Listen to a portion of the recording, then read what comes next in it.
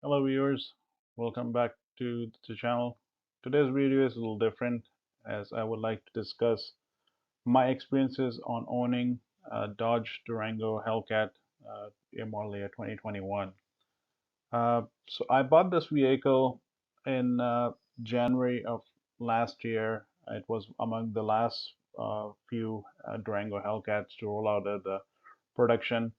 As you know, at that time, Dodge only said that Durango Hellcats will be made for 1 year, but we all know how that turned out.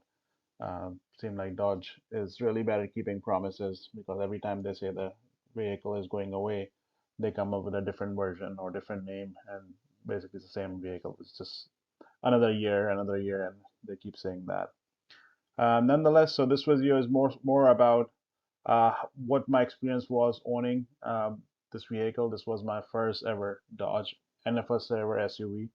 So from that perspective, and also from the perspective of performance vehicle, I have owned quite a few before, but never owned a performance SUV before. So uh, in next few minutes, I will just describe in a summary of how that experience has been and where I'm at right now and what's my future plan in terms of vehicles.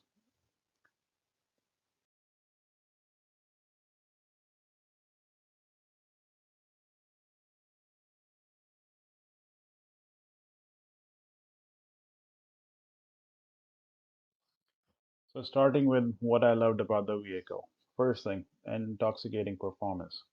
As anybody who has ever driven Hellcat knows how amazing they are and the rush that you get as soon as you press on the accelerator.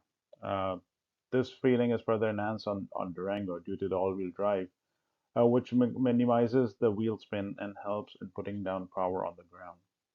Uh, as the biggest, I've always loved Hellcats since they were announced the first time around, and I thought about getting the Challenger since that came with a stick shift initially. But again, all the reviews that I read and saw videos about, the main issue I always felt that it was just too much power for this two wheels to handle. So it was begging for a four-wheel, all-wheel drive or a four-wheel drive uh, with that much power. Because as soon as you start uh, pressing on the accelerator, you're just doing wheel spins, and it's just crazy how that unstable or dangerous that vehicle could become, and that's why I never ended up buying one. So that problem has been eradicated by the all-wheel drive Durango Hellcat. So it puts the power down, and every time you're at a stoplight, uh, you just want to give it a go. But the problem is that every time you think about it, your wallet keeps screaming in agony about just thinking about the next visit to the gas station, because the one of the drawbacks of enjoying so much is that you're getting probably nine at best 10 miles a gallon, and that's premium fuel. And especially back in last year when prices were hitting all-time high, so you're looking at about $5 or four and a half, 4.50 a gallon of premium unleaded that you're putting into. So that's where it basically. Some people say that it's miles per gallon or it's miles per gallon instead of miles per gallon. Uh, to a fact, it's true, but at the end of the day, yeah, you're paying for a very expensive vehicle, and then on top of that, you're adding up the value or value all the expense of premium gas as well. So that's definitely um, one thing to thought about. The second is Hellcat recognition. Anybody who has seen that logo recognize Hellcat. Everybody knows it's similar to like the moonwalking uh, picture of Michael Jackson. It's instantly recognizable. You cannot uh, say that it's somebody different. Everybody who knows music knows about that. Similarly, anybody who is half interested in cars recognize that Hellcat logo. So that's one of the things. So anywhere I went, uh, people stopped and asked about that because they've never seen a Durango Hellcat before. So that brings the rarity part of it as well. Throughout my ownership of about a year, or a little over a year, I've only saw one more Durango Hellcat. I've seen plenty of Chargers, Challengers, all day long, sitting in parking lots and outside Walmarts and all this stuff, but never saw another Durango Hellcat. So that was really, really good thing for me, at least. I like rare cars. I don't want a car that everybody has. So the last one, the creature comfort, that was one was surprising thing because especially when you own a performance vehicle, you compromise on the comfort. In case of Durango, I was surprised that since I had the red demonic leather package, the seats were extremely comfortable. I took multiple trips, uh, 6 hour, 7 hour drives that I did in my vehicle and in Durango Hellcat, and they were extremely comfortable seats. Never had any issue. Uh, so that was a surprising part because I thought that the ride quality might be harsh, but that was never the case. Even in any mode, never had an issue with that. Secondly, as a family member, myself, I have kids, so the third row seating, it was very usable. A lot of SUVs nowadays, they advertise third row, which you can barely fit a draft on, or even basically even a baby in there, because there's no leg room. But surprising, these were really good, and a lot of people that sat on there commented about that they didn't have any issues seating in the third row. Uh, Third thing about some of the technology part. So Dodge, even though as you know, Durango has been around for almost over 10 years now, similar vehicle, not much change except for they keep putting few things inside here and there. So the in Durango Hellcat, at least that did was they made the bigger version of the screen that I think is a 12 inch, and with the latest Uconnect version, which was pretty snappy. It came with the features like the wireless Android Auto and wireless Apple CarPlay. So I used it constantly with Android Auto wirelessly, and they never had an issue.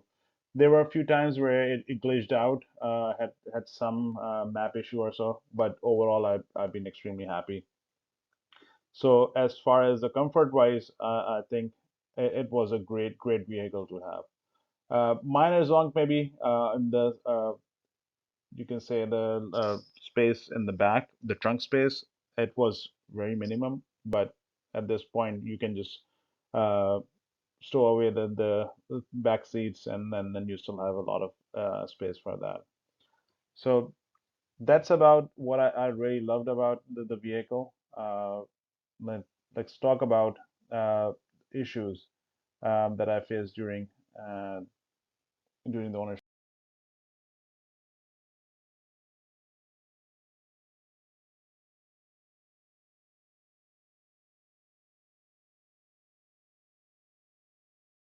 So as you already seen in the picture montage in this video about various panels and interior trim pieces, misalignment, which brings me to my first uh, issue with the vehicle. So I paid almost 100K for the vehicle, and the first time I drove it out of the dealership and came to my house and I looked at the vehicle, I instantly saw all these issues. First of all, this should have been caught up by the plant or the factory, and then shouldn't have been picked up at the PDI when the dealer did. I actually unfortunately picked up the vehicle at night, so I couldn't see it until the next morning. But nonetheless, I noticed all these issues. So the front was misaligned. The trunk cover was not aligned properly. It was lifting on the other side of the passenger door. The hinges were not aligned, and similarly on the back, uh, when you lift up the tailgate, there was a misalignment there as well. So these are, you can say it's nitpicking, but for a vehicle that costs so much, I would expect better quality control and something that at least should be looked at.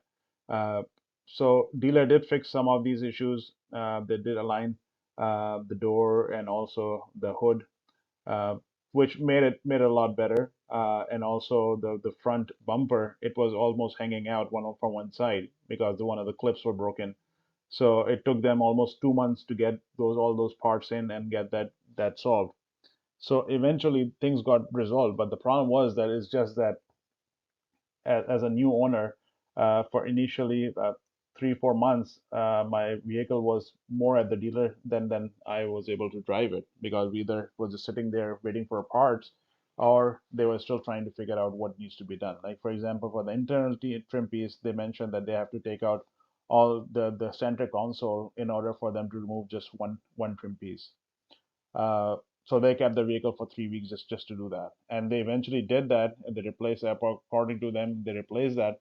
But again, the issue was that that trim was still, I still had the gap, so I just left it as is. So definitely, quality control was a big issue, and especially I think Dodge is still stuck in selling cheap vehicles, even though these are now reaching six figure. They should have definitely need to improve their quality control.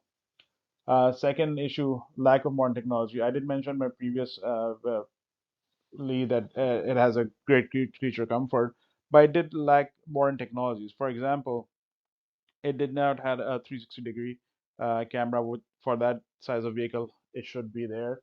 Uh, Almost all modern vehicles have that. Secondly, no folding mirrors. That was a big one for me.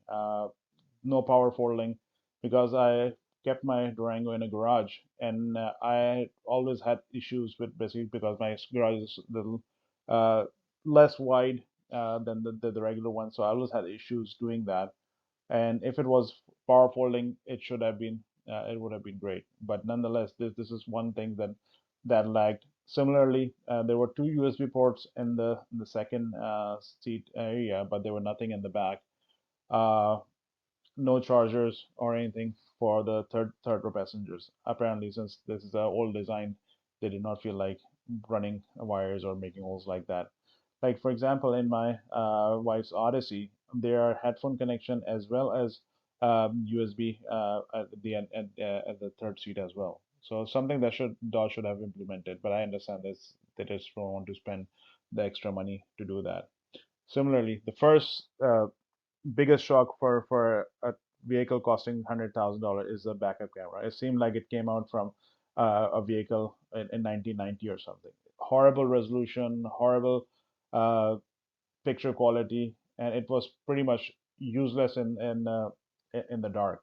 Especially the first time I drove it, like I mentioned, I picked it up vehicle at night, and I thought that probably there's something wrong with the camera. I actually took it out to the dealer, and then to get that CSO in, and they say, okay, this is normal. That's how it is. And just I was just completely surprised. I looked at other options, like doing an aftermarket or something, but came to the conclusion that it was not worth it.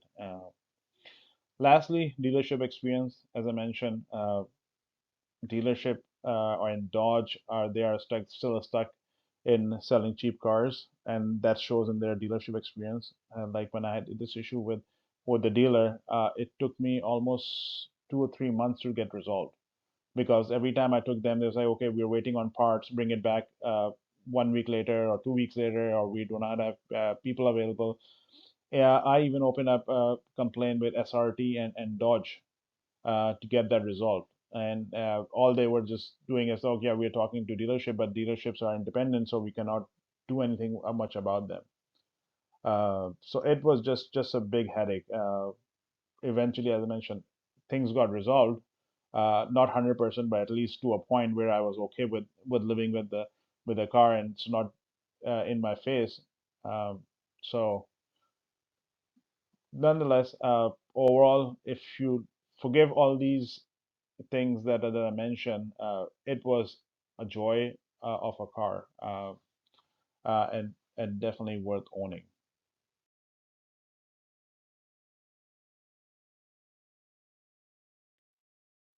So after 1 year of ownership, I actually uh, ended up selling the vehicle last month. Uh, I loved it, but it just was time to let it go. And especially, I was a little pissed off after the announcement of 2023 model year, and as they were announced, and then they were starting to ship out, the value of the vehicle was just going in the gutter.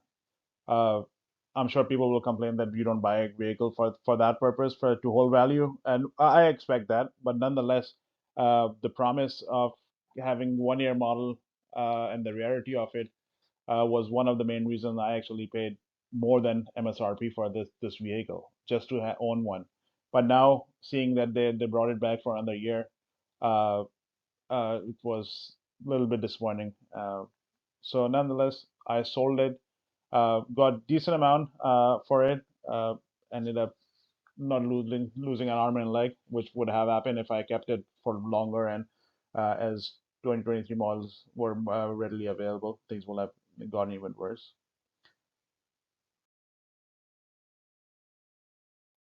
So now that the Durango is gone, what am I looking for next? Um, that's a question that I keep thinking to myself. Do I go buy another uh, performance SUV, or do I look at my other best option that I've been thinking about getting is the Cadillac CT5 Blackwing Edition, or I also been looking at like Jaguars F-Pace or similar like BMW X5M. So another performance vehicle or performance SUV. So the question is, do I go for another performance SUV, or do I look at performance vehicle or basically a sedan? Uh, CT5 Blackwing is on top of my list because it comes in 6-speed manual, and that's something that I always enjoyed driving manual cars. So with that performance, uh, I'm sure it'll be a blast to drive. But again, like I mentioned, my intro of this video, I feel that CT5 Blackwing should have been an all-wheel drive, because putting 600 plus horsepower on the rear wheel, uh, it's it doesn't make much sense for me. It should have basically just it all this power just become a little unusable, even though CD5 put down the power really well. But compared to its German rivals, it does not offer all-wheel drive, and I think that should be this is a misstep from Cadillac. So that's it for today. Hope you guys like my video. Please like and subscribe, and stay tuned as I bring more videos related to cars, and especially stay tuned on what my next vehicle is. And lastly, sorry about making these more of a slideshow and then actually a video, because unfortunately, as I mentioned, I've already sold the vehicle. I should have made this video before that, but uh, just throwing it out there so people know if they're planning to buy a vehicle or this Durango Hellcat, what to expect. Thank you guys. Talk to you later.